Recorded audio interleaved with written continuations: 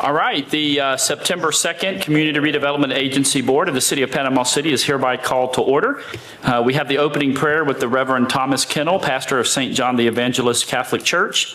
Following that, we'll have the Pledge of Allegiance led by Board Chairman Alan Branch. Would you please stand?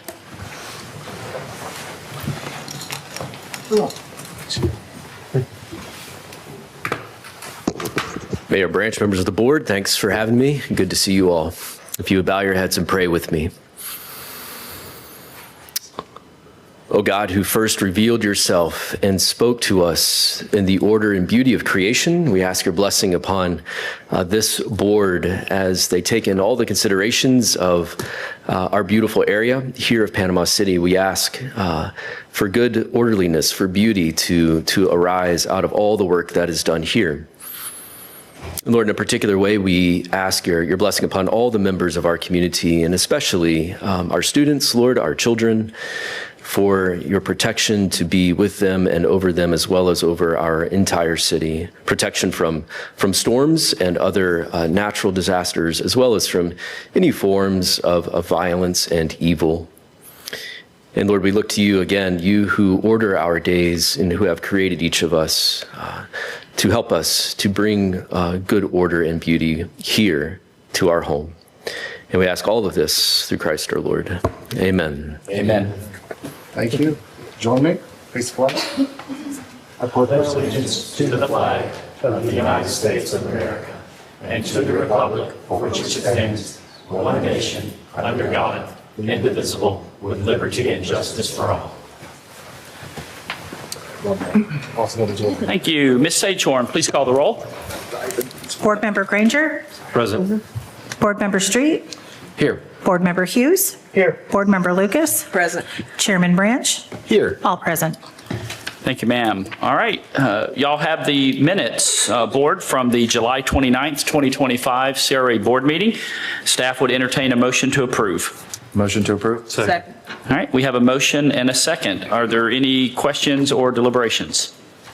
All right, Ms. Sagehorn, please call the roll. Board Member Granger. Yes. Board Member Street. Yes. Board Member Hughes, excuse me. Yes. Board Member Lucas.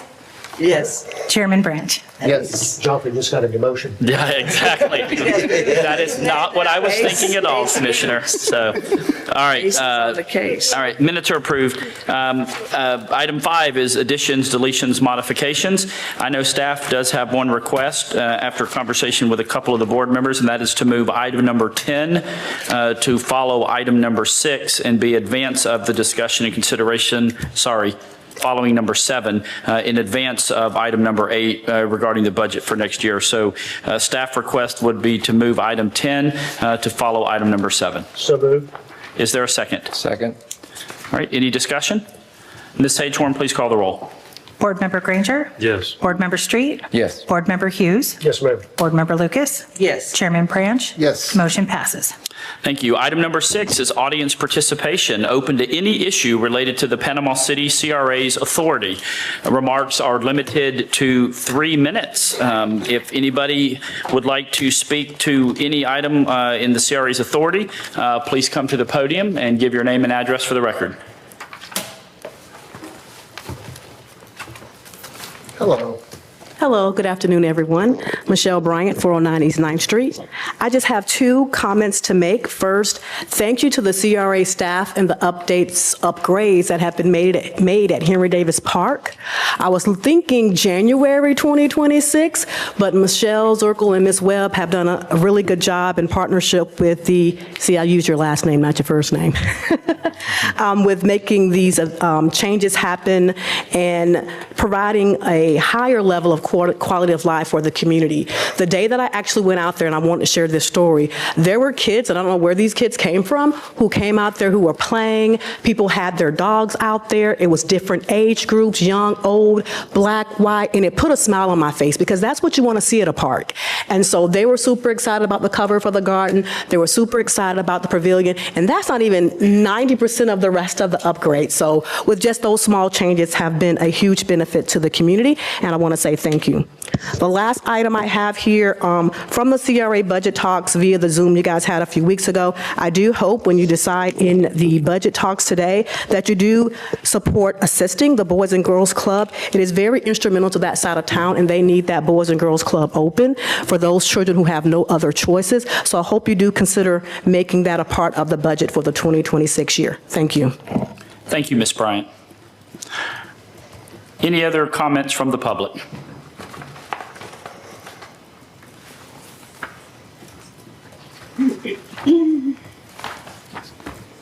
Hi, Nancy Hudson, 1701 Mound Avenue. Hi, Ms. Hudson.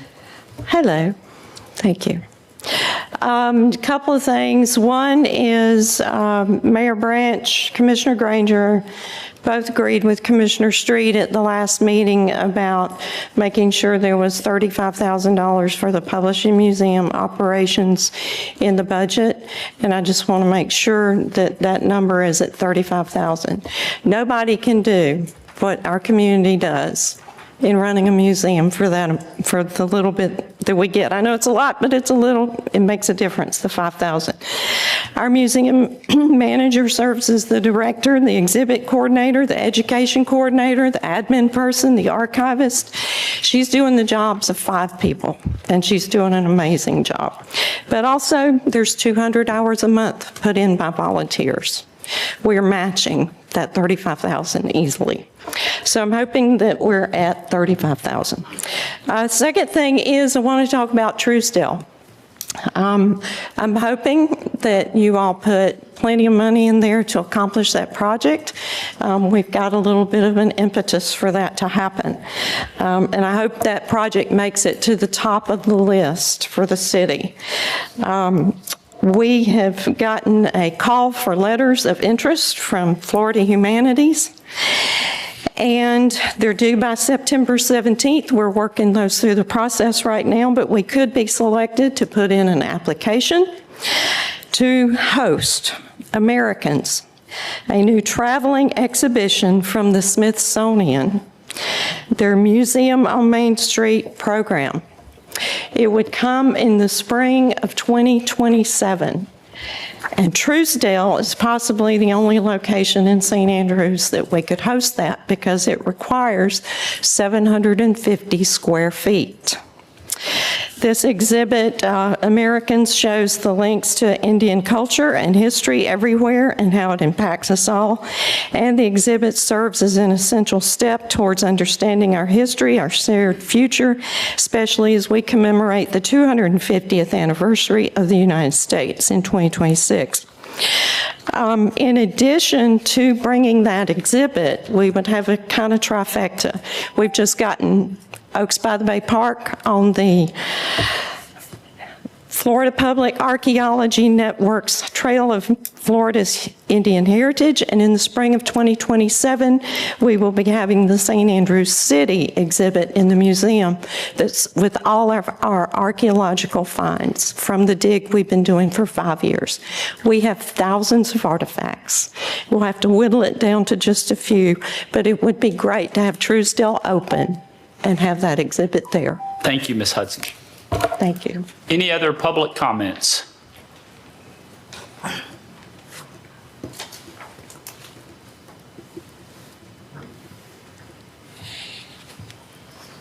Good afternoon. Good afternoon. Brenda Lewis Williams, 2748 Oak Hammock Drive, 32401.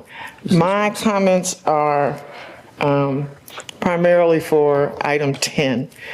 CRA dollars are separate from the city, and those dollars should be spent wisely and for the best use of a CRA.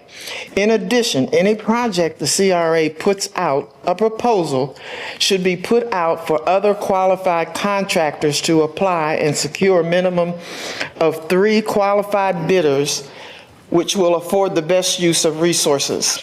Furthermore, Commissioner Street sits on the board of ECRC, Emerald Coast Regional Council.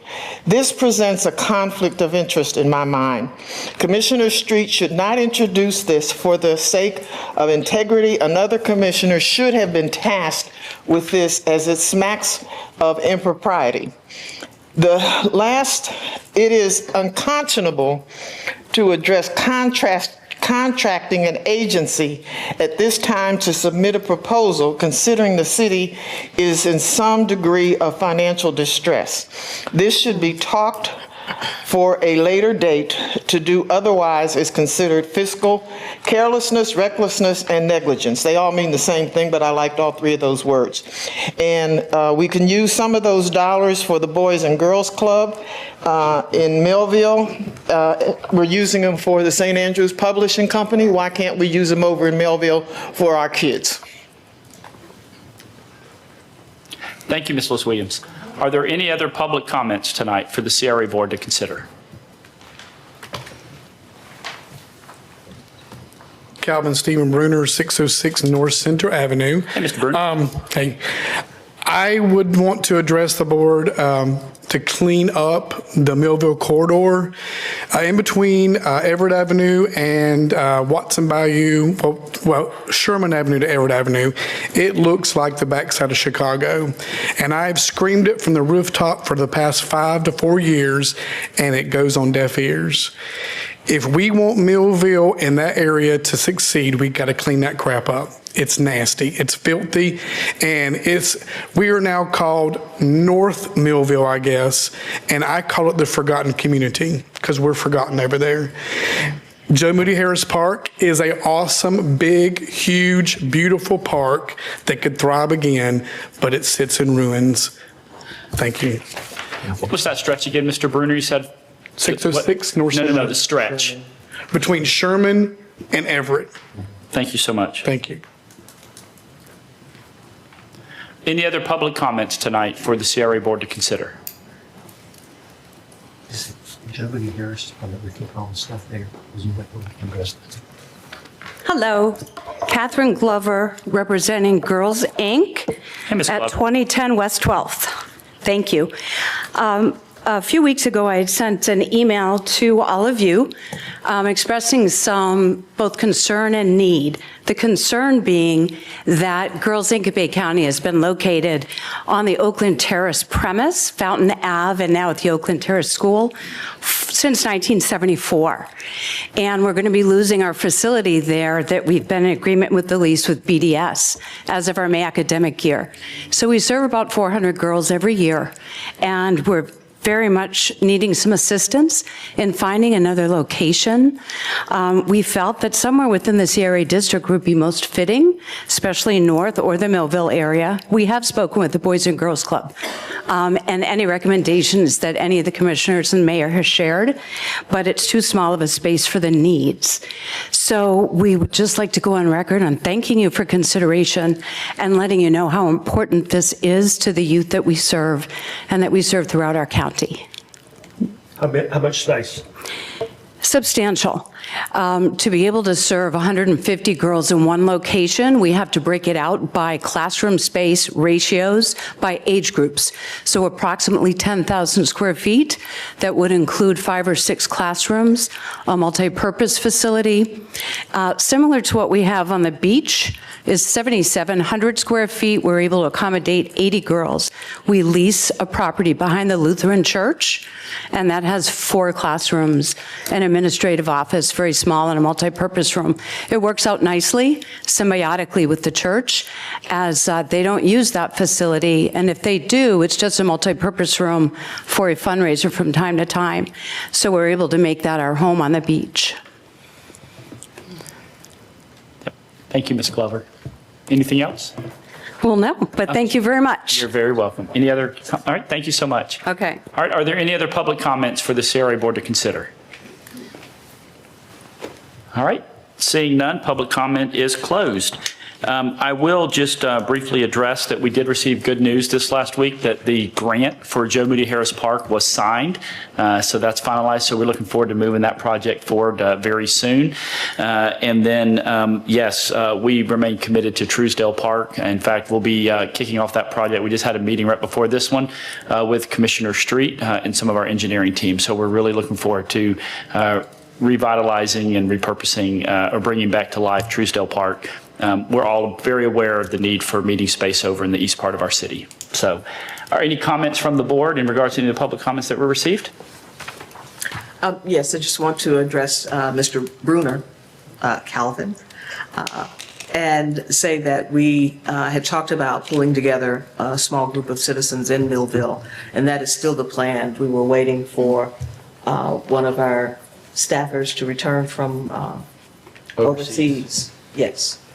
So, And the grant to be done, so we know what we can get done and when we can start. well, this was in reference to, The cleanup. Specifically around, I think, Watson Bayou. and not getting any formal response to his concerns. Yep. So, absolutely. So, So that's still in the making. right. Any other comments from the board? All right, hearing none, moving on to item number 7. Item number 7 is consideration and approval to sell CRA-owned property located at 1342 MLK Boulevard, which is parcel number 17367-000-000 in the downtown North District. In an effort to eliminate slum and blight and promote redevelopment within the downtown North CRA District, the Panama City CRA purchased a property located at 1342 MLK Boulevard for $200,000 in the year 2016.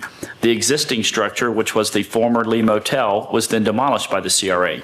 The vacant land features 7,800 square foot, which is just shy of 0.2 acres, with approximately 61 feet of frontage along the east side of MLK Boulevard and extends approximately 107 feet in depth.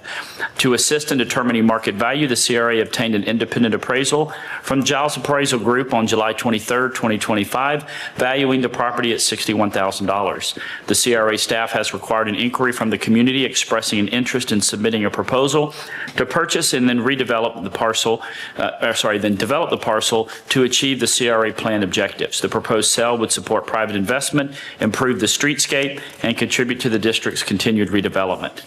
Staff recommends the approval from the board to do the public notice for the subsequent sale of the CRA property that is located at 1342 MLK Boulevard, situated within the downtown North CRA District. The sale of this parcel is intended to support strategic redevelopment goals as well as provide revenue for the district.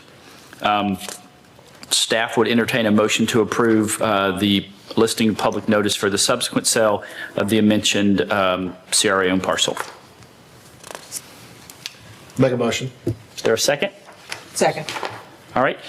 During deliberation, I just would state that I would appreciate some additional guidance from the board. So, what I would like to do is I do believe that there would, potentially be a contract that we would need to bring back for y'all's final approval. But what I would like to do is go ahead and receive blessings from the board as part of this motion, permission to negotiate that, approval to negotiate that contract and its sale to bring back, rather than having a two-step process, just a one-step process to hopefully bring back.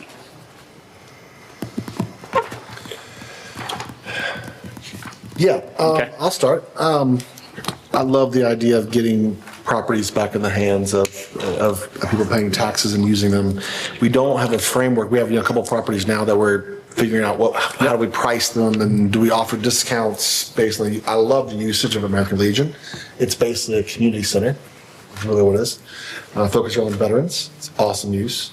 That is a tiny piece of property, and so we'll have to get some concessions on stormwater and parking. Because it's going to be at least 2,000 square feet, I imagine. So there'll have to be probably at least a handicap space there. But I don't think they're going to be able to have all the parking on that lot. So we'll probably have to do either a variance or something like that to get buildable. But I love the use. I love the idea. I'd love to see it used. Yep. Just would love to have as much of that teed up as possible when we bring back the contract for y'all's consideration, provided there's not additional responses that we might receive during the public notice. At that point, we would come back and get additional guidance on if you'd like to choose one as a board or if you'd like to go to auction or something. At that point, you'd have additional options. Yeah. And I actually talked with Jonathan about this today. We're going to be selling enough that we need to have some framework that all properties go through the same process. How many appraisals do we have to have? How long, what's the public notice? I know that, like, I'll use Jason's example, that was an RFP, he was the only one, so that works. But if it's unsolicited, which I think we're going to see more of, because we're talking about dirt a lot, that's when we really need to have framework so everybody's treated equally. And publicly, we don't want to see, if somebody's unsolicited, we shouldn't see any of that until if we're going to put it out for the public bid. So I think framework there. So let's say that I bring an unsolicited offer to Jonathan. If I give it to him, it's a public document. Okay, if I'm a citizen. If I don't, I hold on to it, then we come back and say, we got 2 weeks, we got an unsolicited offer. We got 2 weeks, anybody that wants to make an offer on this piece of property, go ahead. Now it's fair to everybody, okay? But we don't know anything about it until we open it up at the end, or nobody else bids. But that's not what's been happening. Like in this instance, Right. we've got the unsolicited offer. No, this was, right, that one that, Right. 80 lots. This is an unsolicited offer too. Exactly. That's, my problem is, we just now told everybody the number. If we're gonna put it out for bid, if somebody wants to bring something else, they now have the number. Well, that's what the appraisal does. So But the appraisal comes after, in most cases. On an unsolicited offer, we don't have an appraisal. Two things that I'll address with this one particular. There is a defined statutory process for land that's owned by the CRA. And Okay. a process that has to follow. There's a different process perhaps for some that are in our housing program. Right. There's a different process for those that have been purchased directly by the city. And so maybe what we need to look at is what's a unifying process that we may meet all the criteria for all of those and follow that moving forward.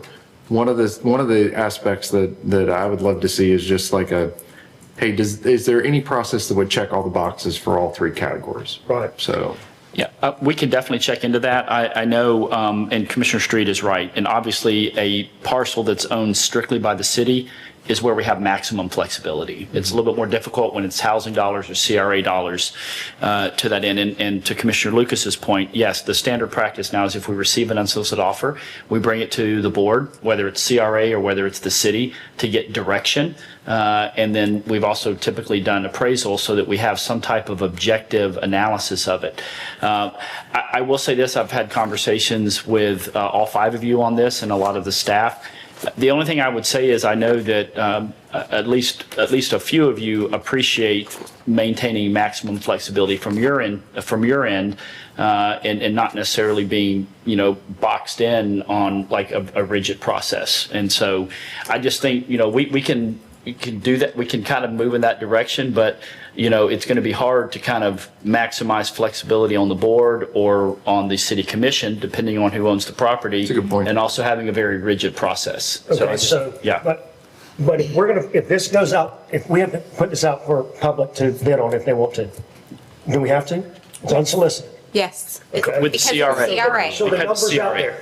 No. It is. I'm gonna go bid 62,000. I just All will. right. It changes. Board You see what I'm saying? the number, the appraisal number, No, the sale price number. they didn't offer us a price yet. The unsolicited offer I does thought it not. said 61,000. No, that's the the appraisal. appraisal. Okay. So, So we don't know anything. right. Do you? I've had conversations with him, and yes, I'm not sharing any information that I've Okay. had publicly, conversations publicly with the person. That was intentional. We have to protect the person that brings us something unless it's an RFP. Then there's a process that goes through. But I went through this process. So it's fair to them that I bring something. It's fair to the public that they get the same opportunity.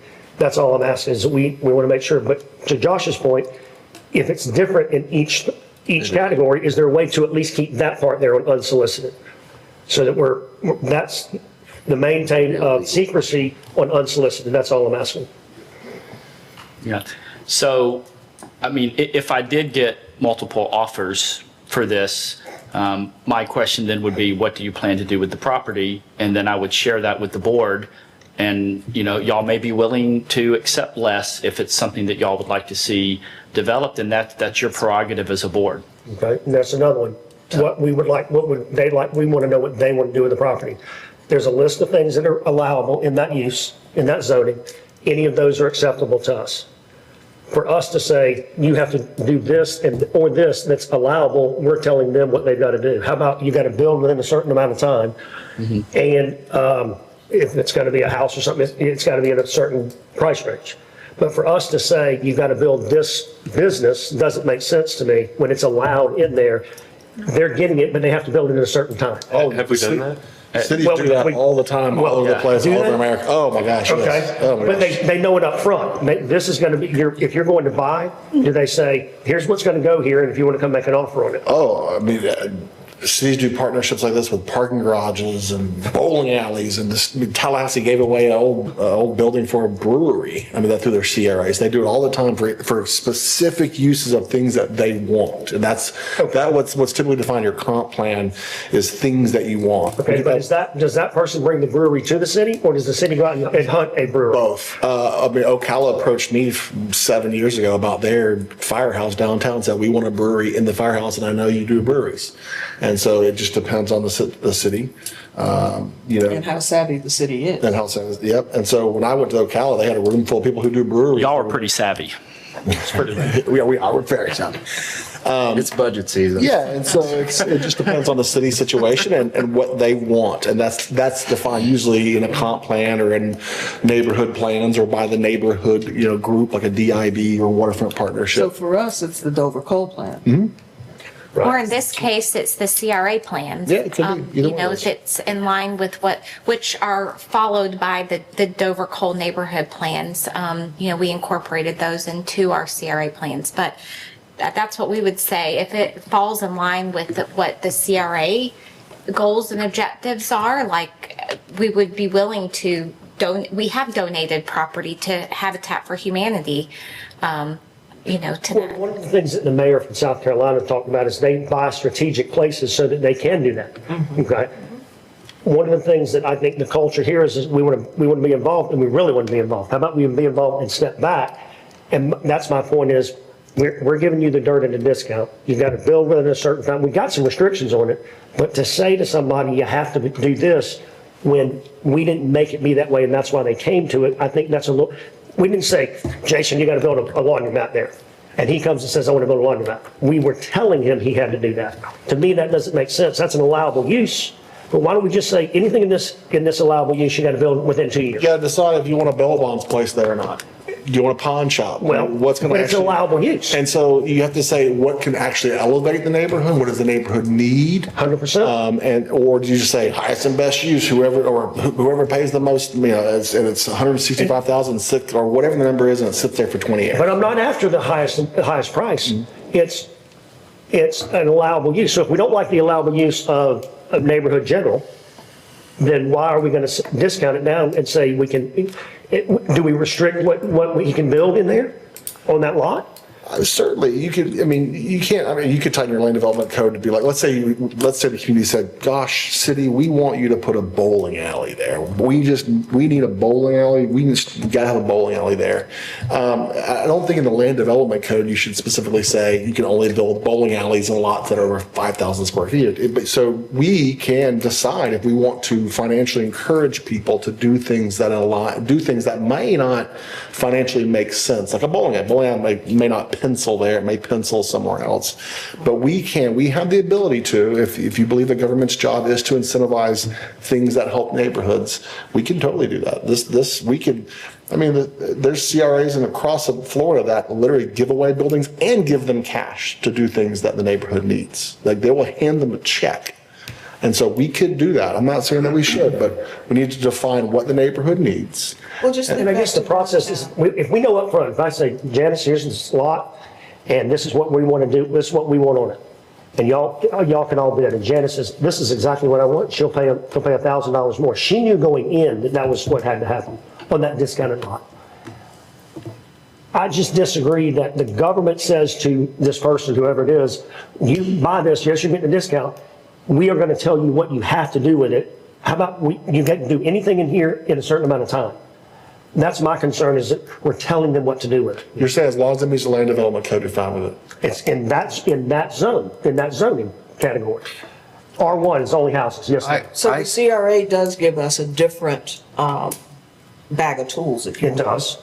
And But think about what our downtown was prior to its redevelopment. Antique shops and offices that did not draw people downtown. See, now came about, and the same in St. Andrews, came about because of this CRA bag of tools and the ability to use that to encourage and spur redevelopment and revitalization. Well, I still think my point does that. It's just the top of it of saying, there's a stopping point where the government's got to stop saying, do this, in my opinion. Well, how do we get a Publix on 231? Do what? How do we get a Publix on 231? Because that's in the city. We gave them money. We gave them their merchant fee back because we wanted a Publix there. Gave the road back. So my point is, cities, including ours, do this all the time. They give tax incentives to get a thing that the community desires. Now, you might philosophically disagree with that, but it's a pattern that we've seen all over the place. Yeah, ultimately, the extreme conclusion of your premises is that the CRA should never own land. I mean, that is ultimately where that winds up at, because otherwise there's no purpose for the CRA to own land. I don't think that's true. I think that CRA owning something is strategic because they can say, we want this here. So under that same thing, they're going to buy land. Put it on the market or take it off the market. That's all we can do. Unless you're buying property to get a specific use, you're just buying property, then flip it and lose money. Yeah. When we're not real estate developers, so our job is not to go buy property, then go, who wants to buy it from us? Top market value. That's not what we do. No. If we're going to buy property. No, I understand what you're saying. I understand. Because, I mean, I understand the apprehension of saying, hey, you have to do this with that piece of property that you just bought from us. I get it. I totally get it. But ultimately, the end result is that if you basically say you can only do the things that are inside of the land use code, and we're just going to use the land use code as our high water mark for the things that we're going to impose on people, then there's no purpose for the CRA to own any land. Let me maybe put this in a way that might make sense in a different way. So let's say I owned a strip center, like a whole strip mall. And me as a landlord and an owner decides who I want to be a tenant and who I don't want to be a tenant.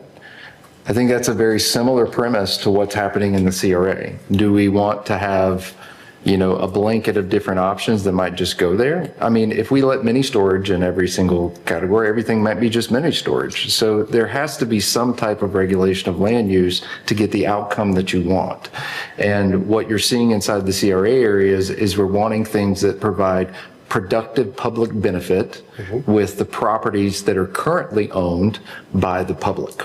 And so that's the idea of where putting a restriction on what goes there is actually something that's widely supported by our constituents, because ultimately, do they really want to have an auto shop next door? Do they want to have, I'm just going through a bunch of allowable uses. So we have an additional, because it is public property and CRA property is public property, we have additional responsibility to steward that beyond just a sale. If I was just a transactional person, it would be highest and best bidder, we sell it, we move on. But if we're worried about the long-term implications of what happens on that property, we would want to be more purposeful. Just a great example. So my point would be, if we did an RFP, this is coming for sale, you make a bid on this, this is what's got to go there, and this is when the bid's due.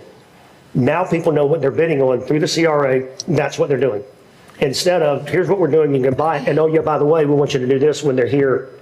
Or especially when it's on unsolicited, we say up front, So we've got an idea of what we want to go there, and let them know that. So I think that's a good example, and that is a way to do it. But it also takes out the ability for someone to bring their creative capital and their ideas to the table that we may not see. That just means that we have the purview of exactly what needs to go in this corner and nothing else. So that's the other extreme. We could say, only this one use is the only thing that could go here, and unless somebody puts this exact thing here, we won't entertain an offer.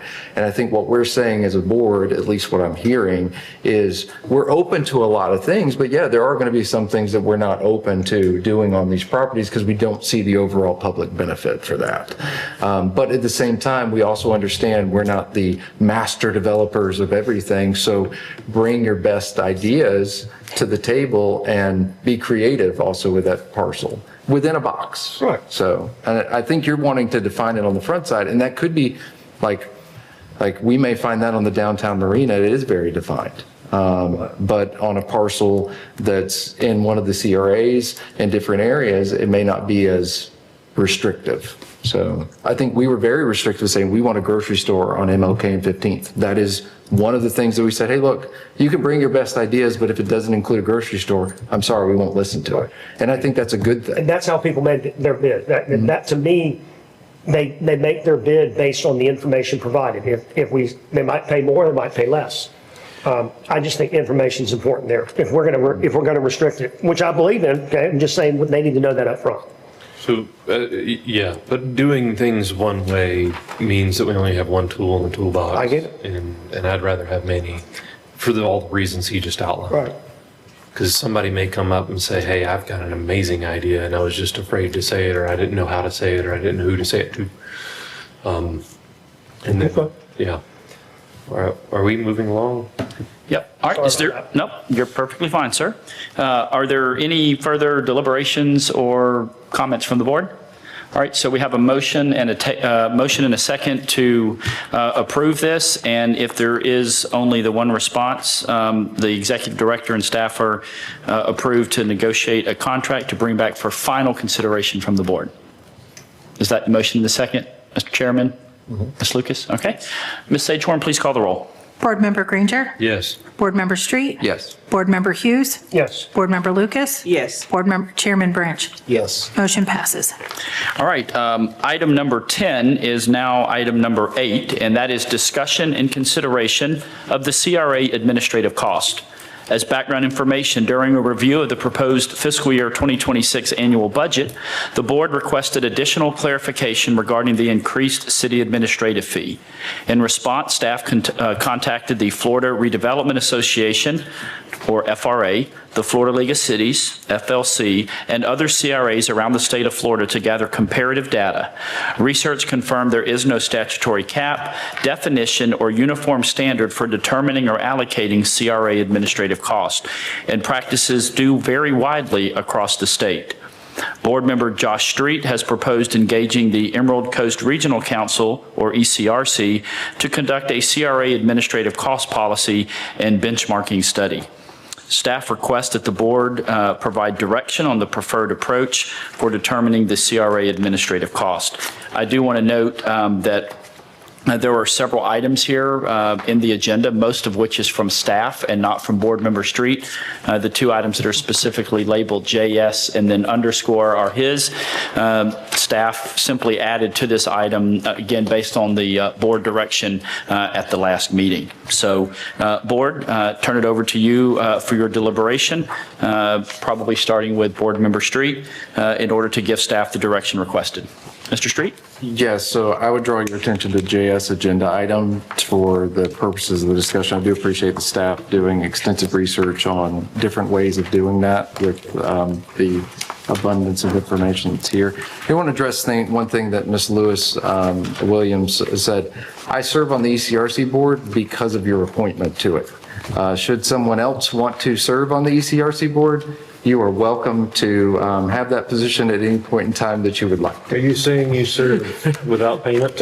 I serve without payment and at the pleasure of this specific board. So there are no conflicts or any specifics, but if you'd like to have that wonderful position, you can by all means, I would love to share it with you if you You're doing a great job. That's what I kind of figured was going to be the response.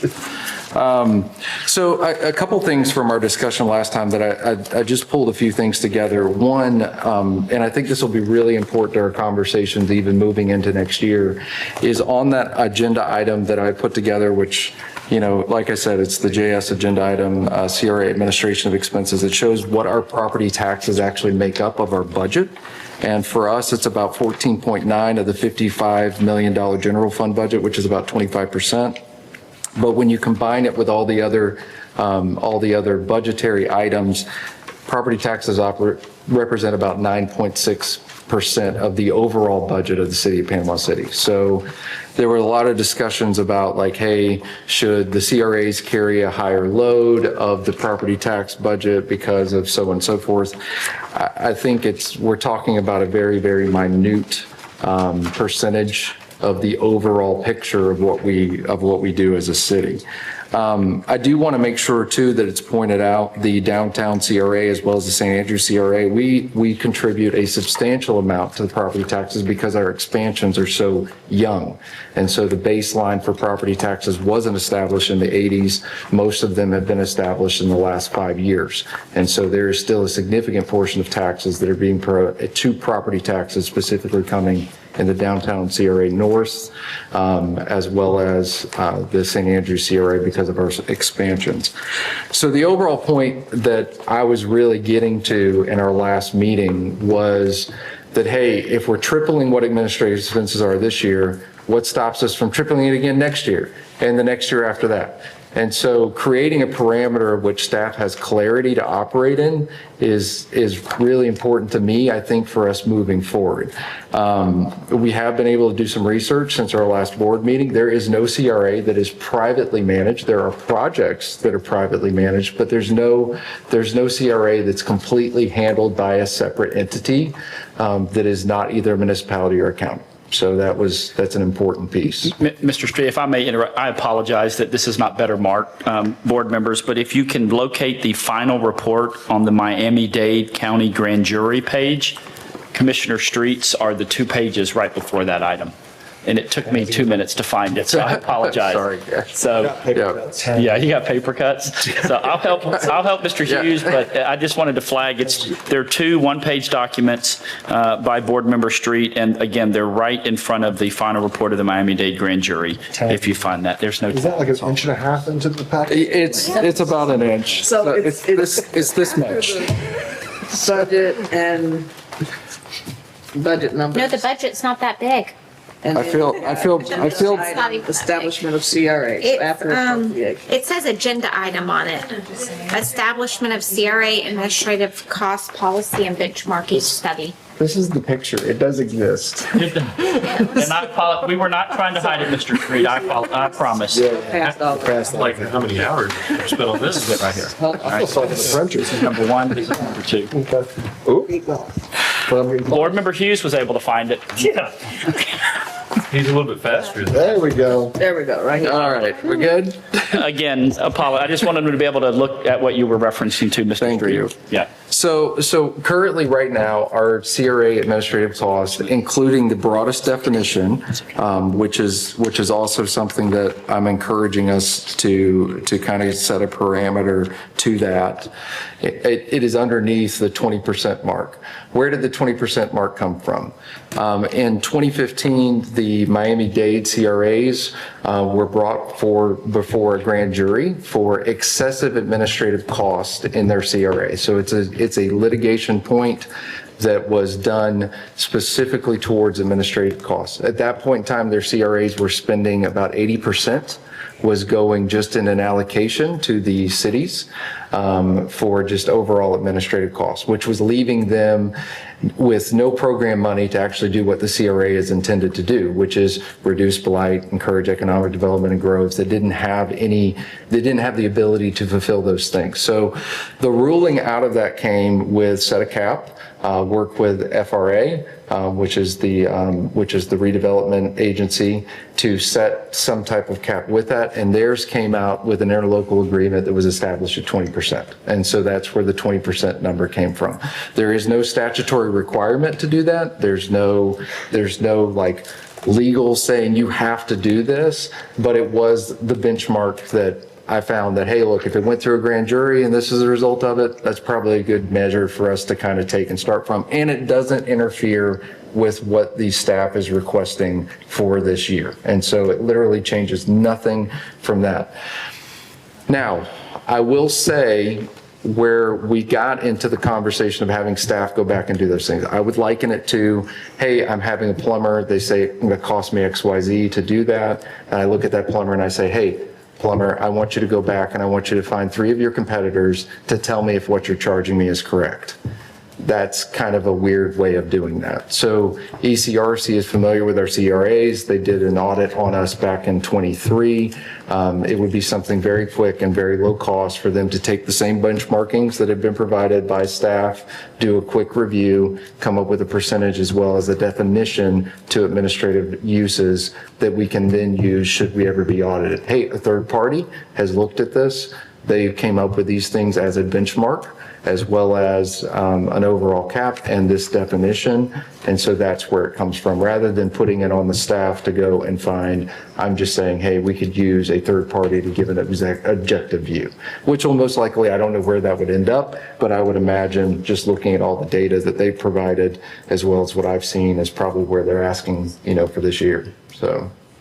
And their instructions would be, is 20% right? Is 10% of the revenue right? Yeah, and what does the definition need to be? Okay. That you hit, that's as simple as what it is, and it's something that would take, I don't think it's going to be that many hours, and I don't think it's really going to be that much money to do it. That's a great idea. But What are it you takes, calling not that much money? I'm saying, I don't think, I don't know how long, Michelle, how many hours did it take you to go benchmark all of these? Which this is a lot more than I was expecting. It took me a while. I've Okay. actually been working on this since April. Okay.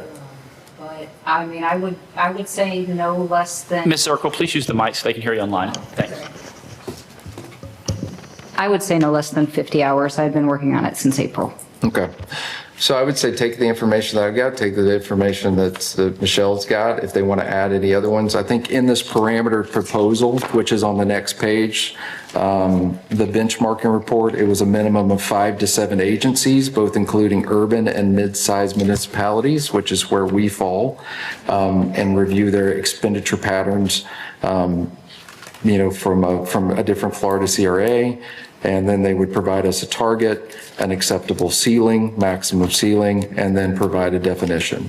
So, and I gave a little example of what that might look like in that final report. So it's pretty clear of what we were asking for. So we don't know what the evaluation from ECRC would cost us. We do not currently. We're basically potentially asking the staff to go get a quote and bring it back to us, or a quote not to exceed a certain amount. I think we should establish a cap so that we don't have problem solving until we get this report back. And I think the cap that they've requested shouldn't create any conflict. So a 20% max, 10% for this year allocation, which is what they've asked for.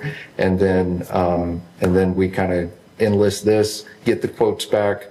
We can choose to proceed, or we can set a cap to how much that amount could be. And then be able to define a final policy at the end of that study.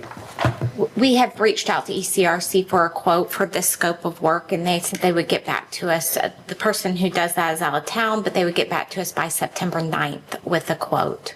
So when we met previously, we were concerned about going to 10%, if I remember. 10% for the general admin, and then, if you look at the definition here, this is for more than just those general admin services. So that it's also for direct costs. It all depends on what the definition of administrative costs are, first of all. So you're referring to the JS But document? yes, what Board Member Street has provided, defining administrative costs as salaries, wages, and benefits for the CRA staff, as well as prorated city support services for the 10% that we were proposing for finance, legal, HR, public works, procurement, et cetera.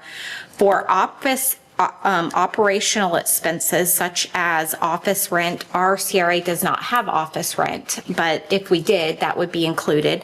Utilities, insurance, IT, supplies, equipment for professional services and compliance, so audits, legal, training, certifications, and travel, and then general overhead essential to CRA operations. So if that is the definition of administrative cost, then, one thing that I was thinking through, we would, for budget purposes, for our budget for next year, it looks like we're spot on 20% if you include all of these things. Now, actuals may be lower, maybe higher. I don't know. Would we do a reconciliation at the end of the fiscal year and If we were higher, then we would lower our general admin fee and balance it that way. I don't know what that looks like. I could work through that with ECRC.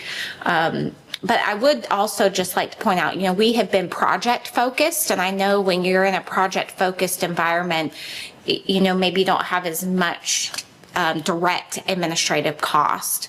But when you're more program focused, which, we've had some discussions about, incorporating more programs, or like the TIF rebate program, for instance, that does require more staff, more legal time to do those programs. So I don't know if that may be something ECRC provides as well. Like if we're going to focus primarily on projects, the cap is 20%. If not, it's 30. I don't know. But those are just a few thoughts. So in the interlocal that came after that, there is a defined definition, which is where you guys will get that language from. It's on page 7 of that interlocal. No more than 20% of tax increment funds deposited annually in the trust fund, yada, yada, yada. Administrative expenses include all compensation, including benefits paid for the executive director, its employees, all expense items chargeable to the 20% administrative should be shown as individual line items. They have a whole parameter that was set around this. And, I think here the end result, here's the intent. The intent is to provide clarity to our team where it is very unclear right now. You can even hear in this conversation. And then 2 is, how do we keep the maximum amount to our program dollars to ultimately see blight reduced and actually fulfill the objectives that are set by the CRA? I think a 20% cap is a great thing to work within. And if our programming is pushing beyond that, then that's a conversation that we should have. I think we should know, like, hey, this is a high administrative task to do, and we should know those answers before we make decisions on them. Again, this would be a policy set by this board that could be changed at any point in time, but having it done independently does give kind of a parameter that someone can pick. So, How did you arrive at where you are today? Because this is a little bit different than where you were before. yeah, I think a lot of it is some of the research that was provided by Michelle, as well as sitting with the team and understanding where Brandy was great and kind of going through and saying, hey, if we keep this broad definition of administrative expenses, what does that affect us? And then we saw it came out to 20%. So I think, in my gut feeling right now, is what we were getting charged was probably too low. And, but do I want to see it continue to swell beyond where we are this year without some type of defensible, understanding of what that means? Probably not. And what I learned from last time is there's no CRA that operates fully independently. And so that was another piece of information I didn't have. And so I think all of our opinions shape and change and things like that. And I do think it's important for us to have a cap and kind of have a benchmark that we can use.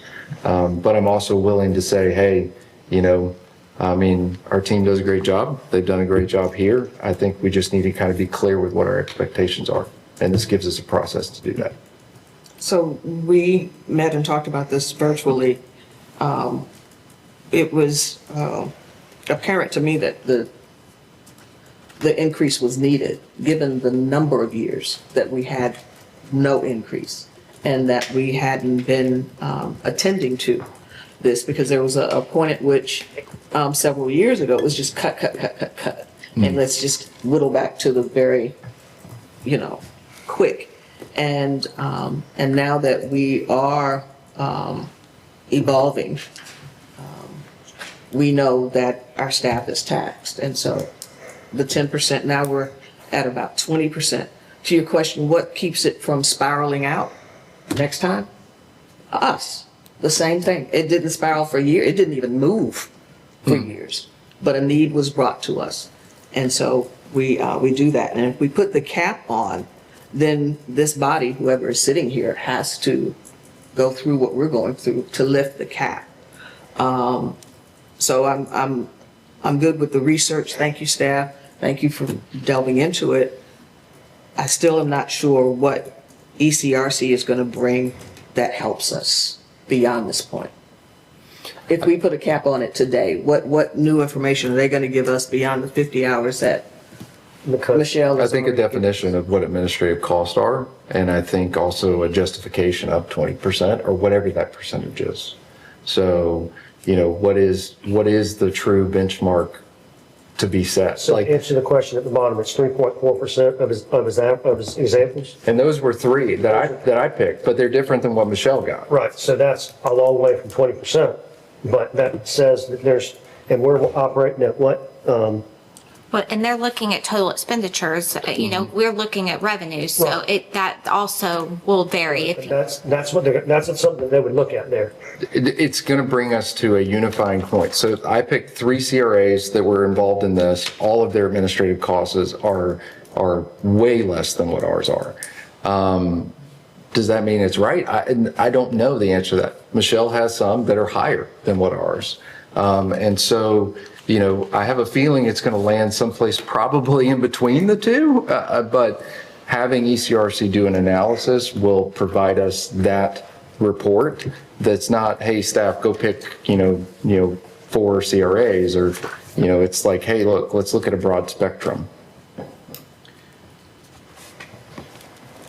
So what are we asking for today? So staff is seeking direction, so I think at this point, a motion would be appropriate either to, number one, direct staff to engage with ECRC to do this study and analysis and bring back a recommendation for consideration in the future, or do that and set a cap, or just set a cap. I think those are the 3 options before us. Why can't we just adopt? Oh. Why can't we just adopt the more restrictive version of administrative costs and then cap it at 20%? We can. Yeah. I would find that perfectly acceptable, and I don't think we need to go through ECRCs to do that. But it's very clear. That means we're saying all of your costs are within that defined parameter of administrative costs as you've calculated. And then that means next year you've got to figure out how to work within 20% of whatever that is. And I would say that's of revenue. Yeah, 20% of revenues or expenditures? not expenditures, revenues. Okay. Because you can't control your expenditures. Your budgeted expenditures. What I mean by that is you can bring stuff to us, we can decline it, and then that's an expenditure that you didn't have. So what you can't control is the amount of money that comes in, right? So I think that makes the most sense to me is based on revenue, not expenditures. Because you're still going to have to, we're going to ask you to do this kind of stuff, you know, spend hours on this when you could have been working on something else. So, yeah, you're good with that? I'm good with that. I mean, I think out of everything that I've seen between what Michelle put together and what came out of that other report, 20% broad definition of what administrative costs are. And, you know, that kind of sets up based on revenue. And I just want to seek clarity, though, Board Member Street, that you're talking about the request for CRA administrative cost benchmarking report and the definitions in the middle of the page. That's what you're talking about, the broad definition of administrative, correct? Yeah. For the purposes of our minutes and We're motion. going to go ahead and make a decision on what administrative costs are defined as, and which is what is in the agenda item, staff benefits, prorated support, city support, office utilities, if there is an office charge. Got it. Insurance, IT, audits, legal training, all the overhead necessary for CRA operations. And we assign a cap of 20%. Like, I think that's a very clear. Is that a motion? Based on revenues. Do you want a motion or you want me to? It's your idea. I'm just trying to piece it together. Okay. I was just saying that you had said something earlier that basically says you can find CRAs that have very minimal expenditures or administrative costs, and you can find CRAs that have high. That's what I'm hearing. And the problem I think that you're going to find there is when you really start digging in, you're going to find that all of them are subsidized by the cities to some degree. Whether that's an actual dollar amount subsidized, meaning that they don't have staff and they're just using a city staff member to actually work on the CRA stuff, or whether that's they're subsidized softly through IT services and, you know, kind of like what we're doing here, right? Like, we don't bill to our IT department, do we? I mean, That's correct. They just So provide the it's a soft- general fund supplements. that- Exactly. The great thing about this is it also prevents the staff from having to account for every single hour that is spent on doing all these different stuff. It will lower the administrative overhead. That would be appreciated. So, All right, make your motion. Solid, thank you. all right. I motion to establish a cap not to exceed 20% of annual CRA revenues for administrative expenditures as an overall policy. I also, in adjunction, we adopt a policy defining administrative costs to include staff salaries and benefits, prorated city support services, office rent and utilities, insurance, IT, audits, legal, training, travel, and other overhead necessary for CRA operations. I'll second that. All right, there's a motion and a second. Is there any further discussion from the board? Staff, any questions or concerns for the board to consider? I can tell Ms. Waldron wants, I can see Ms. Waldron wants to clarify Budget something. versus actual. So we're going to budget all of this, based on the budgeted revenues. And then at the end of the year, I mean, I'm assuming we'll do a reconciliation then to see what actual costs came in. Because say like this year, we're right at 20%.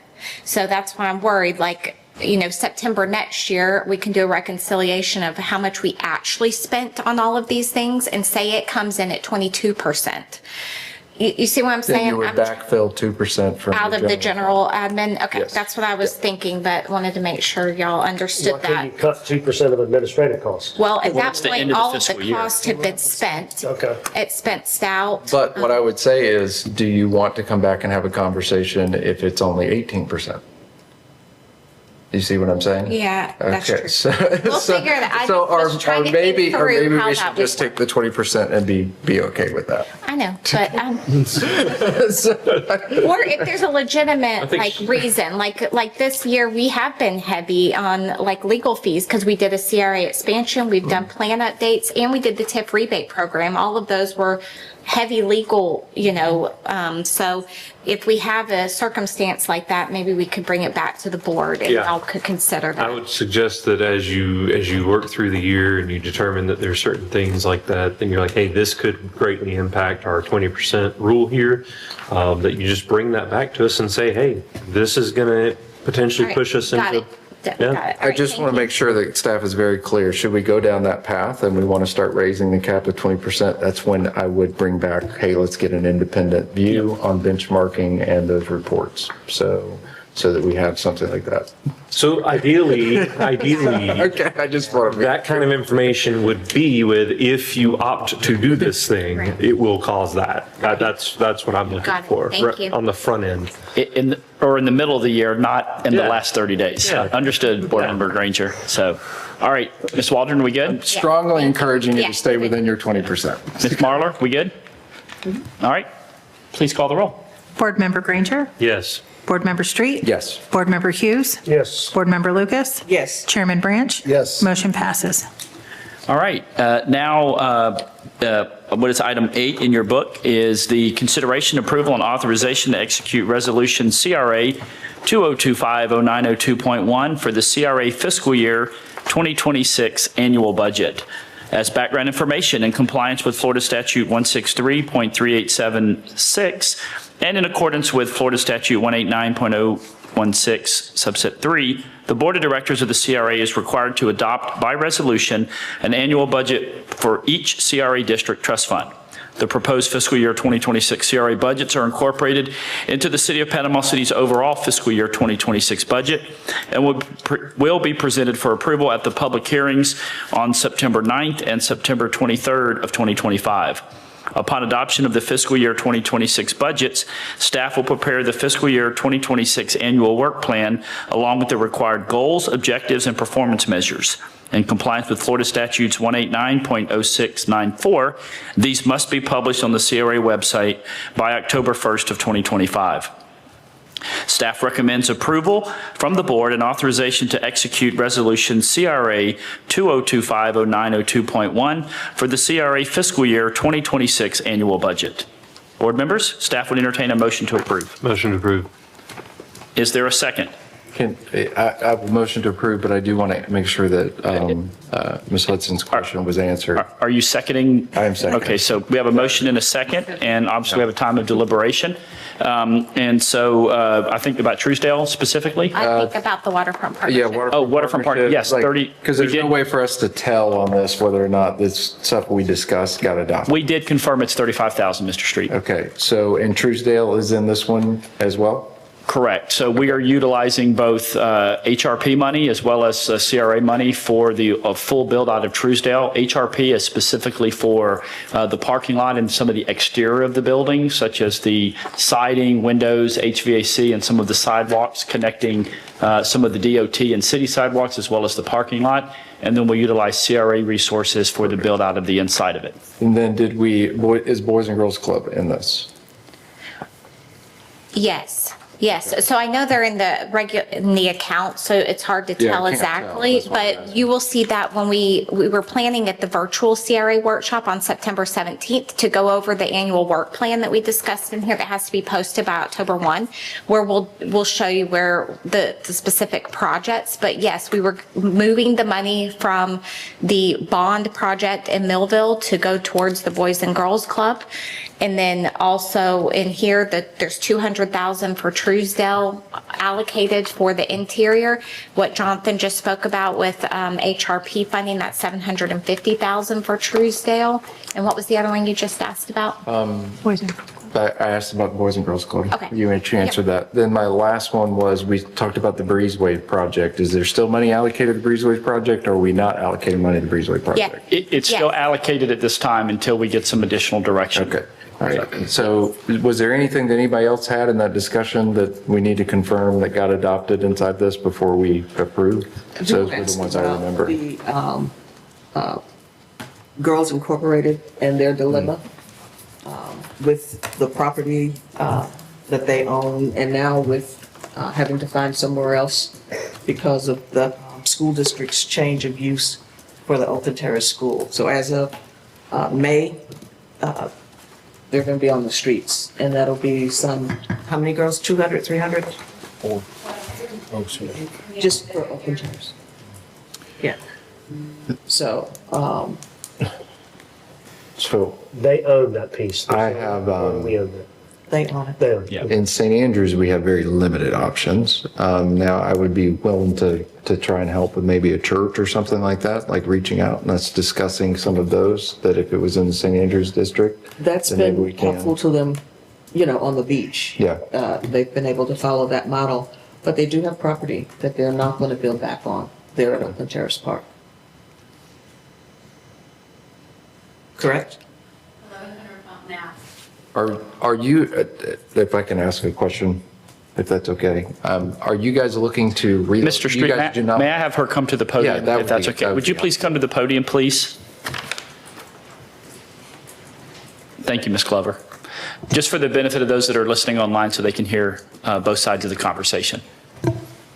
So while you're walking, my question is around, is the plan and intent to rebuild at Oakland Terrace, or are you looking to fully relocate from Oakland Terrace? We are unable to rebuild. Oh, just wait. If you'll just give your name and title for those that are watching online, just your name and title again. Thank you. Catherine Glover, Executive Director of Girls Inc. of Bay County. Okay. Can you repeat what you said Yeah, before if you you got the can repeat. microphone? Please. The property that we've owned at 1100 Fountain Ave since 1974 in one capacity or another, the board has decided not to rebuild on, and we're going to be selling that property. Okay.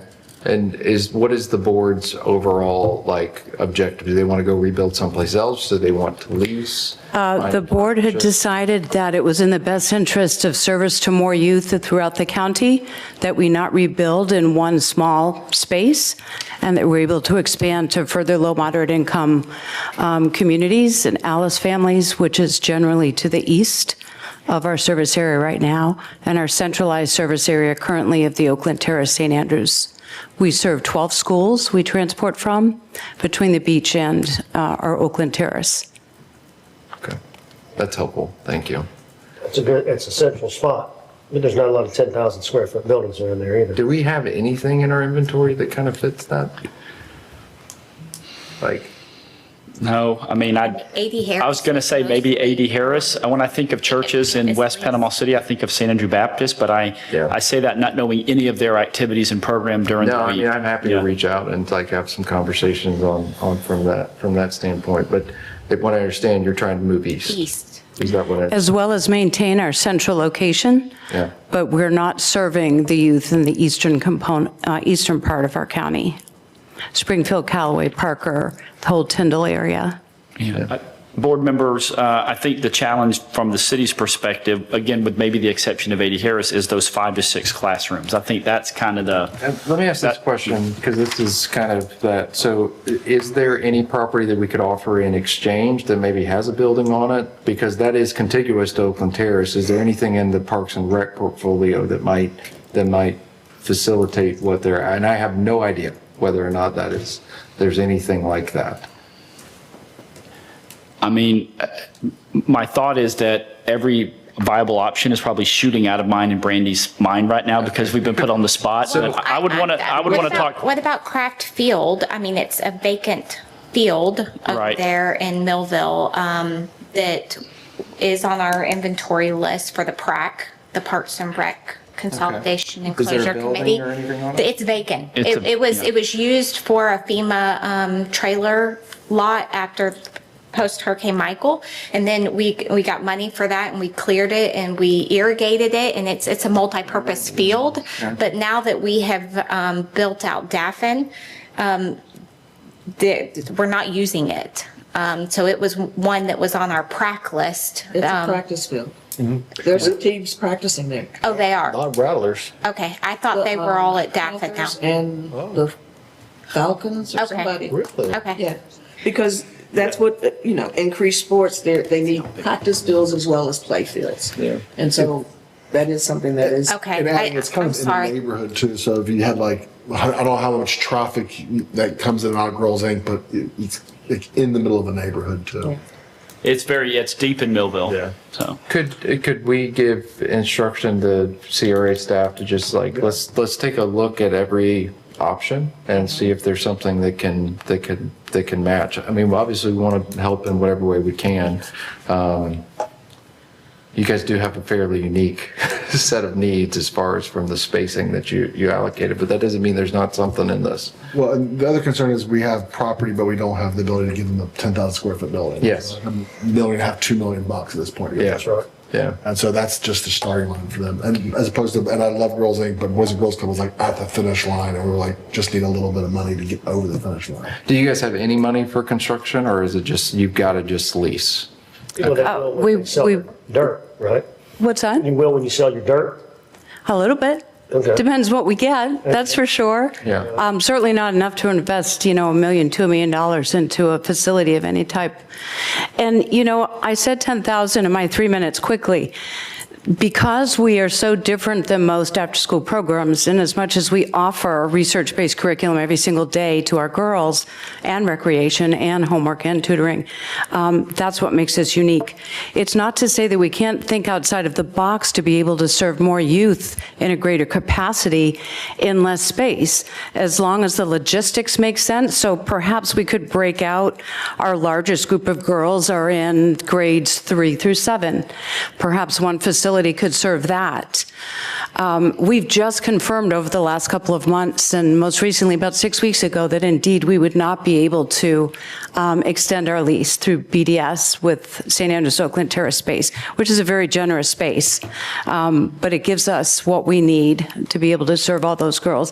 Then full-day summer camps also for even more girls that run the full 8 to 9 weeks of the summer schedule. I'm familiar with what's going on. So Oakland Terrace is scheduled to be demolished at some point in time in the near future. the school, to be clear. Yeah, not the historic building, the old Oakland Terrace, and they'll be rebuilding. Margaret K. Lewis will move over there into a new facility that's built for special needs students. Well, what about Margaret K. Lewis? What about, yeah? I don't know what the plan is for that. It wouldn't be available in I was going to say it'd be. No, that's right, it wouldn't. Yeah, there's going to be. So Craft Field, just for the record, is just shy of 2 acres. So If I could get, Alicia's got my contact, Catherine, maybe we could set up something in the next couple weeks for us to sit down and let's just try to brainstorm, whether it be with churches or whether it be with other things. But I would like the CRA staff to kind of take a look at our inventory and see if there's anything in the city's purview. My suggestion was going to be to, we'll get with Mr. Mefford and Mr. Self and kind of just take a really good look at all of our resources and kind of our facilities across the city and see what we may. I mean, if we could work out a partnership and it made sense, I mean, this could be a great opportunity, win-win for them to consolidate to the park, which is something that the Parks Committee is committed to do because of what they have currently. If we could find some location for them to go that would be at low to no cost. So, And I anyway. would say it would make sense for the city to get that corner because everything else on that block, the city owns. You're thinking exactly the way I'm thinking. Table. You know. Not but the tennis courts, all of that, that's the. Pickleball. Yeah. And somehow, in all of that happened back all those years ago, that piece of property was owned by the county and not the city. And they found that out after Hurricane Michael, when they had to determine ownership so they could. And the county did generously go through the processes to give it to us with no reverters and under code for building whatever might be proper in that location. So Girls Inc. does now own that property at 1100 Fountain Ave. We happy to do that. I don't think we need any formal direction from the board. We'll definitely do that and provide a report at the next CRA board meeting. Oh, I'm sorry, ma'am. Right behind Steve Grove. Ma'am, I'm sorry. We'll have to ask you just to get with her if you want, one-on-one. Yeah, just there's people listening online and we just can't have comments from the audience. Thank you. So, all right, board members, any other questions? Back to the budget. Yep, correct. Thank you so much, Mr. Levitt. Thank you. Yep. So with the budget, we're not approving specific projects, like. You're approving the appropriation of funding, so the total amount of dollars going to each district. Okay. Like I said, we have budgeted amounts in certain accounts and we have identified projects, but we're still fine tuning that with y'all's feedback that we have received over the virtual workshops that we've had on the budget and the projects. And that's why we'll present the work plan. But what you're approving today is the allocation of dollars going to each district or the appropriation of dollars that can be moved amongst that fund in that district. Yeah, it has to remain inside that particular area, though. Call it a work plan? Yes, the work Okay, plan. when does the work plan get approved? Well, it doesn't have to be approved by you guys, but that's why we're going to bring it to the virtual workshop for discussion. And then we will have it just has to be posted on our city website by October 1. Gotcha. And the work plan is a working document. So again, like if we set out that we're going to do X, Y, and Z, and then we get halfway through the fiscal year and we want to do something different, we can amend the work plan and transfer the money within that budget if we need to make that happen. But the board would have to approve the transfer of that money. No, you Well, do not have to Not necessarily approve it, but we would do it with communication and coordination with the board. Correct. Yes. We would look for you to, if you're going to change a project from what we've identified to something else, we would look for approval. If you could also, in light of what we approved on administrative charges, find a way to illustrate that, like that 20% in a way that we can kind of understand what administrative project. In the work plan? Not in the work, I mean, just in your budgetary process, when you can kind of get to, like, there's a lot of line items here that may Exactly. not be required, is what I'm trying to say. Well, this is the Uniform Chart of Accounting System, and, we can think about how we can identify, because like you just mentioned, a little bit of each of those costs are going to be in several of these accounts. It's not all going to be in one account. Like your legal is in one account, your accounting and auditing's in another, your travel and training's in another account. So we can work through how to identify those in each. But that was part of the 50 hours Michelle spent, was going through identifying all of those costs in the proposed budget to point out how much out of each of these accounts fell into that administrative cost category. All right. Any further deliberation? We do have a motion and a second on the floor. All right, hearing none. Ms. Sagehorn, please call the roll. Board Member Granger? Yes. Board Member Street? Yes. Board Member Hughes? Yes. Board Member Lucas? Yes. Chairman Branch? Yes. Motion passes. Okay, the CRA Board has adopted Resolution CRA 2025-0902.1, a resolution providing for the adoption of fiscal year 2025-2026 budgets for the City of Panama City Community Redevelopment Agency for the fiscal year beginning October 1, 2025, and ending September 30th, 2026. All right, item number 9, labeled number 9 in your book, is consideration, approval, and authorization to execute a contract to sell CRA-owned property located at 551 East 6th Street, which is parcel number 20387-000-000 in the downtown North District. As background information, the Panama City CRA acquired the property at 551 East 6th Street by donation in 2015 to advance its mission of eliminating slum and blight and promoting redevelopment in the downtown North District. The vacant parcel totals 18,034 square foot, which is about 0.4 acres, with 84 foot of frontage along 6th Street, which is Business Highway 98, and includes a depth of 215 feet. At our June 3rd, 2025 meeting, the CRA Board directed staff to issue an RFP for the sale and redevelopment of the site in line with CRA plan objectives. The RFP closed on July 16th, with one proposal received from B&S Liquors, the adjacent property owner offering $42,500. At its July 29th board meeting, the CRA Board reviewed the proposal and directed staff to proceed with negotiating a contract for sale of this parcel. The board directed that the contract should have restrictions in potential use and development, a timeline of no more than 3 years to begin construction, and to provide for a reverter clause in the event the buyer does not comply with the restrictions and timeline. Staff recommendation is that the board approve the sale of the CRA-owned parcel at 551 East 6th Street to B&S Liquors for the amount of $42,500, and authorization to execute the purchase agreement with the requirement of the purchaser to obtain a development order within 2 years and to commence construction on improvements prior to the expiration of the development order. This action supports the CRA objectives to eliminate blight, attract private and reinvestment, and generate revenue for the revitalization efforts in the downtown North District. I'll just note that the owner of B&S Liquors, Mr. Oakes, is here today along with his attorney, available to answer any questions that the board might have. Board? Motion we approve. All right, we have a motion to approve. Is there a second? Second. All right, is there further deliberation from the board? Yeah, when I met with Mr. Zimmerman, they mentioned having the square foot in here filled out, and it's empty. What page are you looking on, sir? The addendum to the contract. Number 1. Item 3 on that Right there. page. Yeah, it was mentioned to me that these 3 blanks should be filled in. So also if there's any other additional uses that should be prevented in that. And then, improvements must be completed within X amount of months.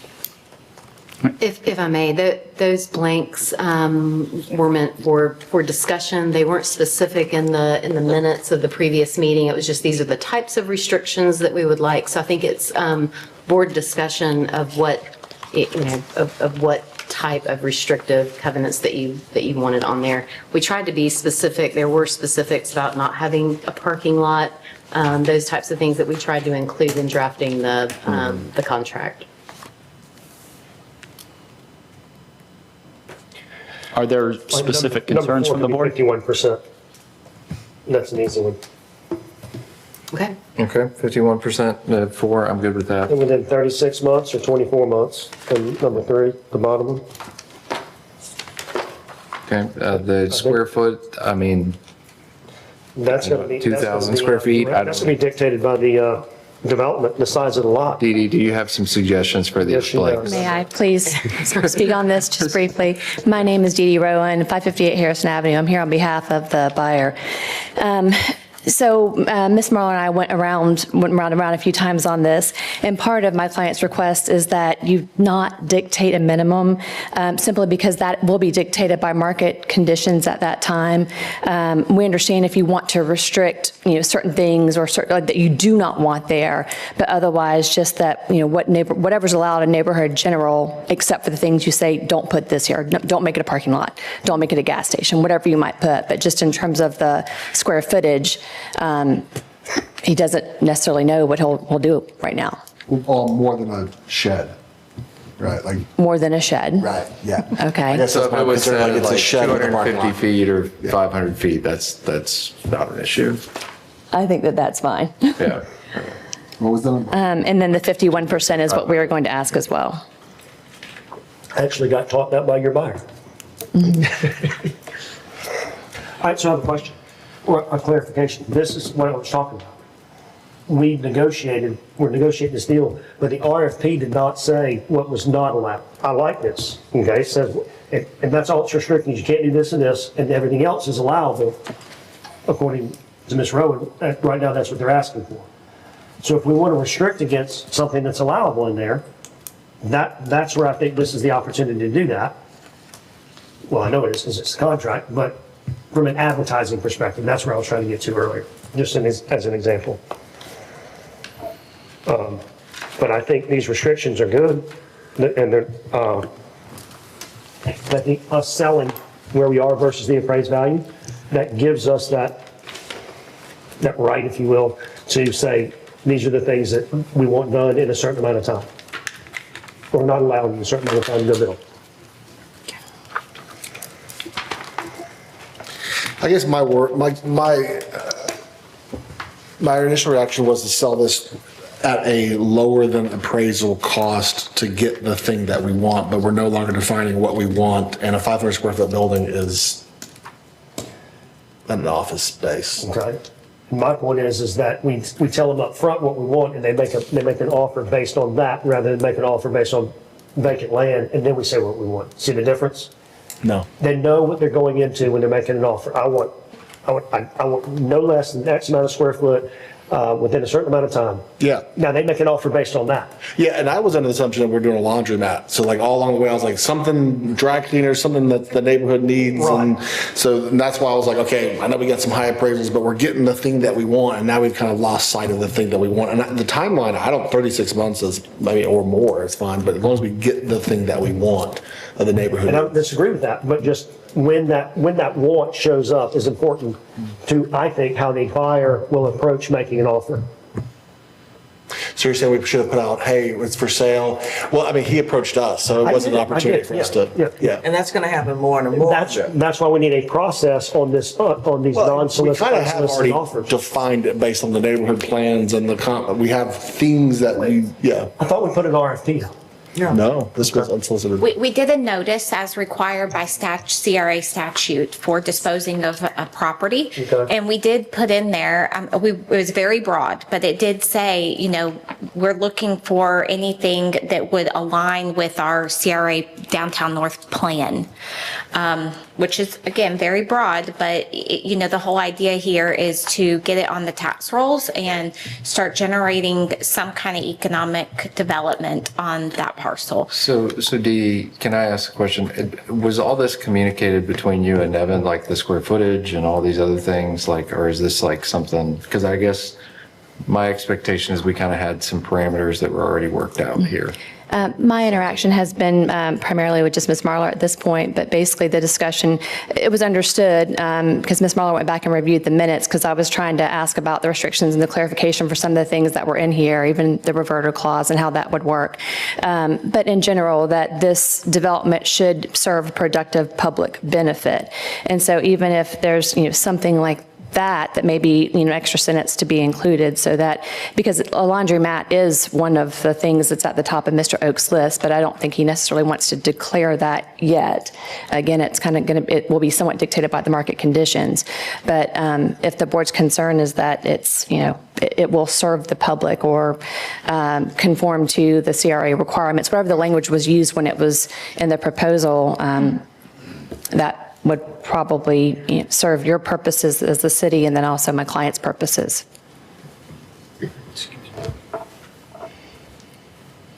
Do we need to take more time on this? Is that Sounds like it. I mean, we could try to hash something out right now, Dee Dee, but if we're not all on the same page as far as like, hey, that it's probably best that we just give you guys some extra time to work through. Okay. Are there any questions from any of the board members that I could try to answer right here? Even Mr. Oakes is more than happy to step up. He told me he was before I stood. Where are we off? I think on having something a little more defined than 3 blanks. So You've got the buyer right now that you can negotiate with, it'll probably work it out. 301 South Cove Lane. I have the most to benefit and the most to lose, even more than y'all. I'm right next door. So I'm going to do something nice. But I'm not going to sit up here and tell you exactly what I'm going to do in front of God and everybody. With all due respect, that's not the way I do business. And we should just put it on the market and sell it top dollar. If we're not going to define. I think that's a great idea, Alan. If we're not going to define it, we should put it on the market and sell it top. That's the conversation we had earlier. That's a great idea.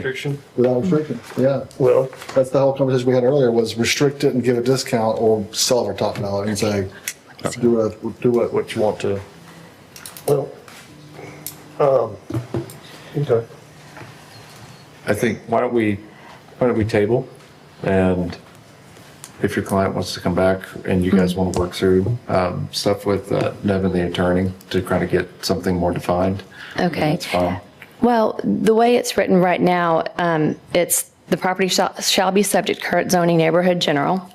It's in the gateway overlay. They will not request rezoning. We've got the 2 years worked out in terms of complying or applying for the development order and then making sure that development begins in accordance with that or before expiration. And really the only question is the improvements not being less than a certain square feet and there's certain exclusions. I mean, can we potentially leave here today with, as long as it's between 1,000 and 5,000, perhaps the city manager or the city attorney has the option to negotiate that? Than just a blank and potentially could be. I think what I'm gathering, and now I was getting a little more concerned in the conversation because I'm like, when Alan said shed, I was like, wait, I haven't thought about a shed. Maybe it could be a shed. I'm like, well, that's not, we don't need to sell below market value for a shed. And so I think something that defines that more. I mean, 1,000, 5,000 square feet, does that meet those criterias? I think we're a little bit closer than we maybe realize. I'd like us to try to work this out if the board would be open to that right now. So. And the reality is, I mean, according to what Mr. Oakes, and you all know this property very well, but I do think that, he does have the most to benefit and it might be difficult to find another buyer for that space. I mean, he really is the perfect buyer provided that we can all agree on acceptable terms. I would be up for at least 36 months to give him as much time as he needs to build something amazing. I'd love to see an office space there or a dental office or a chiropractor. I hate to pick on this bail bonds again, but I mean, you could rent, bail bonds is not going to really help the neighborhood. We want something to help the neighborhood. Dental office, doctor's office, something like that. But, A restaurant, cafe. Does this fall on the? There are, it is in the gateway, so there are. Does that need to be spelled out? Because it doesn't seem like it's put in here as language of restriction. The gateway, yes. Number 1, it says and is in the gateway overlay, and buyer agrees. So like to your point, there are certain uses that are prohibited in the. I mean, I don't want to see a gas station. Yeah. Yeah, I mean, our job is to protect the tax dollar. And someone says, why do you sell this thing at less than the appraisals? We have to say, because we are getting this, not because we're getting something that's, any money to build there, it's zoned for it. It has to be a reason why we sold it for less than the appraisals. Otherwise, we're not doing it. So does that make sense, Dee Dee? Yeah, I mean, you all want Anything to. that you can provide us in a definition that You would list be. 30 things. Yeah. I'm fine with that. It seems to me that the criteria could be productive public benefit that produces revenue and shall not be blank. I mean, it might be or it should be a vertical structure. I mean, the parcel is less than a half an acre, so you're gonna, and it's on a corner, so you're gonna be with the setbacks. I mean, you're gonna be limited on the size or square footage when you put parking and such on that parcel. So, I mean, I guess perhaps tabling it. We were hoping to get to the finish line today with some. I'm trying to find like Yeah. some type of, but this is what you guys specialize in doing. And I mean, I could try to create some language for you, Dee Dee, but I think. Yeah, and I think too, and we're not trying to shoestring him. If there was 30 things of 30 ideas of what this thing could be, and then he came back a year or two later and said, oh my gosh, I can't do a chiropractor's office. It's a nutritional store. Okay, cool. We can change it. We're not, this isn't a forever. This is give us a answer to when someone says it's not top rate. It's 0.4 acres with our setbacks and our requirements. There's only certain things that can go there, only certain size that can go there. Yeah. So to get into the weeds like we're doing, either we believe in our allowable uses or we don't. And not all these allowable uses will fit on that property. So it's got to, we believe in our development process or we don't. He's going to have to go and say, and go to the development and say, they're going to say, no, that's not going to work. They do that every day. But to say, I like the idea of, okay, you got three ideas that you out of the allowable uses, put those on there, but if he agreed to it. But to say, I just feel like to hamstring, we're putting too much there. We've already got the setbacks, we've already got the size, those are already in place. Do you think your client would agree to see a board approval on the final development? That's an additional step, but it would keep us from trying to find language at this It would point. put him in the same position. He'd have to come back here to say publicly. You mean for the development order Yeah, process? but the development order process is already going to be public anyway, so it's just one additional step of approval To come back here to this board? to come back here to this board. Or I might suggest you could empower myself as the executive director, and I think I know what you're not looking for. And then that way we wouldn't have to wait for the next meeting and do a formal agenda and everything. I can assure you I don't want to approve something that y'all don't want. You can assure us. I can assure you. Well, and that would be my, my initial response to Joy is why can't we just say whatever's allowable under neighborhood general? Like, why can't we just go with that? And then Joy explained that there were certain things that you all did not want. And I said, well, why don't we put those things in there that you do not want? And that's fine. It's just, I guess the converse of that is to put all the things that you, I guess, might require. And I mean, you could do that, but that seems kind of onersome. Especially, we're talking about. Burdensome and onerous. I just combined two words. I thought that was cool. Yeah, I made that up. How far below appraised value is the offer? So we initially did an appraisal for a vacant parcel, and it was approximately $70,000, I believe. And that's the value. And then we went back and we did another appraisal as a commercial piece of property. And I want to say it was just a little bit over $100,000, correct, staff? Like maybe 110, 120 To me, in that range. I think it actually came back at 195. Oh, wow, even lower. So I was. And the first one was 72. I mean, Dee Dee, I respect you tremendously. You're obviously here trying to work it out, but your client also did just say, just sell it on the open market and walk out. So, I mean, that does factor into this of like, hey, how do we go from here? I think it would be good for us to kind of take a time out here and let all parties kind of vet through stuff versus us trying to problem solve and not be, we could spend 15, 20 minutes doing this and, it may already be done at this Sure. point. All right, so I guess my request, as one or two of you have suggested, is perhaps to table it so that it's not a done deal in case there is still opportunity to breathe life into it. I withdraw my motion and a motion that we table it and give Jonathan the ability to work this out. All right. We'll bring it back at the October meeting. That would be the plan. Without blanks, preferably. Without blanks. Understood. Okay. Thank you all for your time. Thank you, Dee. Yep. All right, we have a motion to table till can you give me the date on that, please, staff? October October 3rd, I think. No, October 7th. All right, it would be the October 7th CRA board meeting. Is there a second to that motion? Second. All right, there's a motion, and a second. Any further discussion? All right, Ms. Sagehorn, please call the roll. Board Member Granger? Yes. Board Member Street? Yes. Board Member Hughes? Yes. Board Member Lucas? Yes. Chairman Branch? Yes. Motion passes. All right, item 10 was done earlier. Item number 11 is discussion about the expansions. Thank you, Ms. Rowan.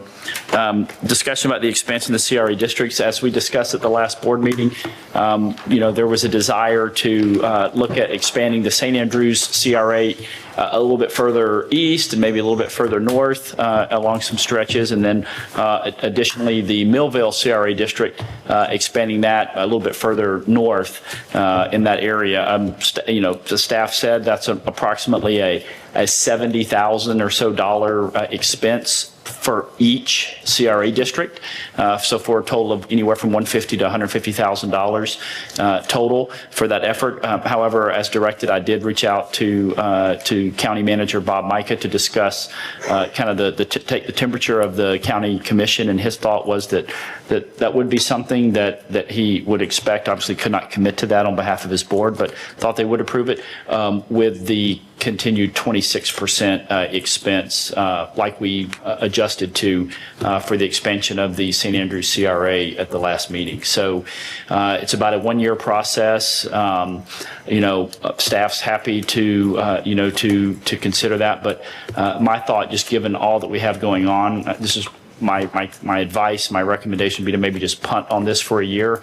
Let us get through the next year. We just did a pretty significant expansion in St. Andrews, and revisit this for fiscal year 2027 as an expense.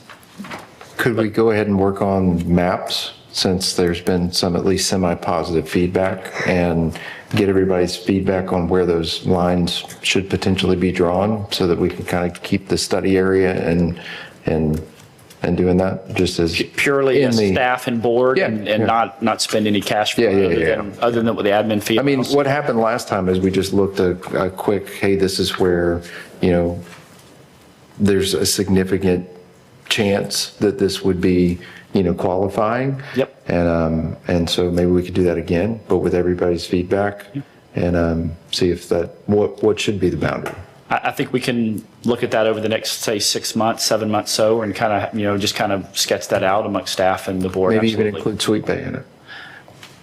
I don't know about Sweet Bay, but we're inching closer to Ward 3, so we'll try. So maybe we'll get one street in Ward 3. So. One day. All right. So that was just my recommendation. Obviously, I don't know if it's a motion to adopt staff recommendation, Board Member Street, or if you guys would like us to proceed full steam ahead with the full package. That's the board's prerogative. I would make a motion to accept staff's recommendation of tabling, going out to the county for a year, but also staff and the board work together on drawing some maps and finding some lines to agree with. Right. Second. Okay, there's a motion and a second. Is there any further deliberation? Call the roll. Well, that's my line, but I feel like you look like you have something to say, Mr. Granger. That's why. He does. Okay. All right. Seeing no further deliberation, Ms. Sagehorn, please call the roll for item 11. Board Member Granger? Yes. Board Member Street? Yes. Board Member Hughes? Yes. Board Member Lucas? Yes. Chairman Branch? Yes. Motion passes. Is there a motion to adjourn? Motion to adjourn. Oh.